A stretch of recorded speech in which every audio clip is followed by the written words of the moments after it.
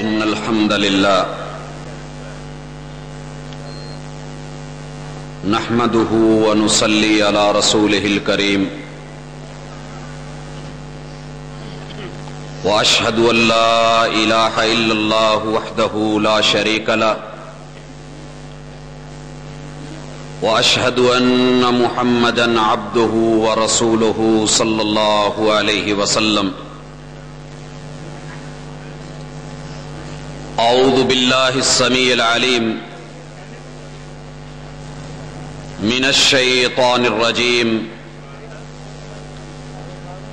رب اشرح لي صدري ويسر لي أمري واحلل عقدة من لساني يفقهوا قولي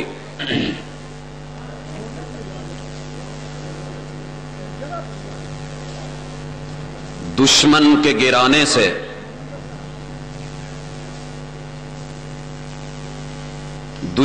کے گرانے سے پیمبر نہیں گرتا، کافر کے گرانے سے پیمبر نہیں گرتا، کافر کے گرانے سے پیمبر نہیں گرتا، ٹوٹے بھی جو تارا تو زمین پر نہیں گرتا، گرتے ہیں بڑے شوق سے سمندر میں دریا، لیکن کسی دریا میں کوئی سمندر نہیں گرتا۔ زندہ دل بزرگوں، شیر دل نوجوان بھائیوں، پھول دل ننھے منھے ساتھیوں، ممتا سے لبریز نرم دل اسلامی ماں بہنوں،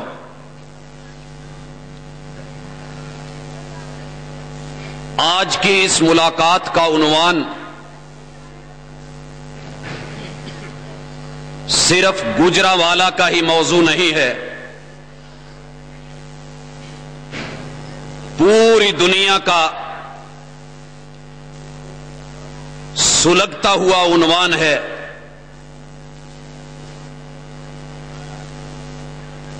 کہ گستاخ رسول صلی اللہ علیہ وآلہ وسلم کا انجام کیا ہے اور تحفظ ناموس رسالت کے تقاضے کیا ہیں۔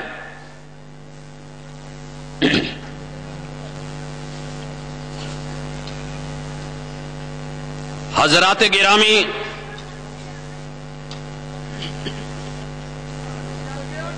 مسلمان ہونے کے ناطے سے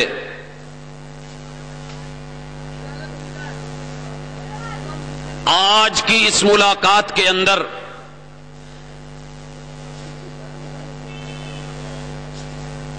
ایک نہیں 50 سے متجاوز کتابوں کا علم، ان کے حوالہ جات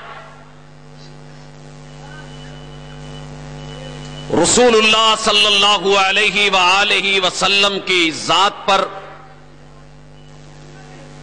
نفسیات پر اور آپ کی بات پر ماضی میں ہونے والے حملے اور حال میں ان کا علاج، امت مسلمہ کی صورتحال، گستاخان رسالت، ان کا انجام اور ہمارے کرنے کے کام، ان باتوں کو ہم انشاءاللہ العزیز آج یہاں آپس میں ڈسکس کریں گے۔ آئیے سب سے پہلے یہ بات اپنے ذہن میں بٹھا لیں کہ دنیا کے اندر آنے والا کوئی بھی پیغمبر اپنی مرضی سے نہیں آیا کرتا ہے، وہ رب کا انتخاب ہوتا ہے، اللہ کا چناؤ ہوتا ہے، اور پھر اس کی مرضی سے اس دنیا کے لیے رہنما بن کے آیا کرتا ہے.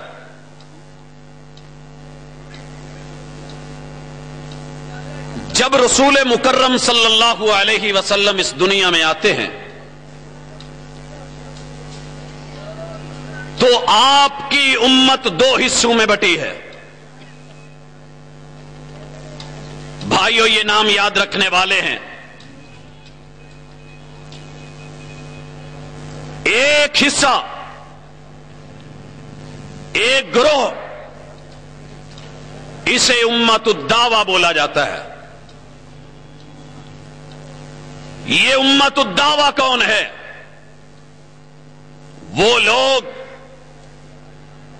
کہ جو اسلام نہیں لائے لیکن ان تلک محمد الرسول اللہ صلی اللہ علیہ وسلم کی دعوت پہنچی ہوئی ہے. دوسرا گروہ امت الاستجابہ، امت الاجابہ، کہ جنہوں نے آپ کے کہنے کے اوپر لبیک کہا، کلمہ پڑھا اور آپ کے مطیع و فرما بردار بن گئے.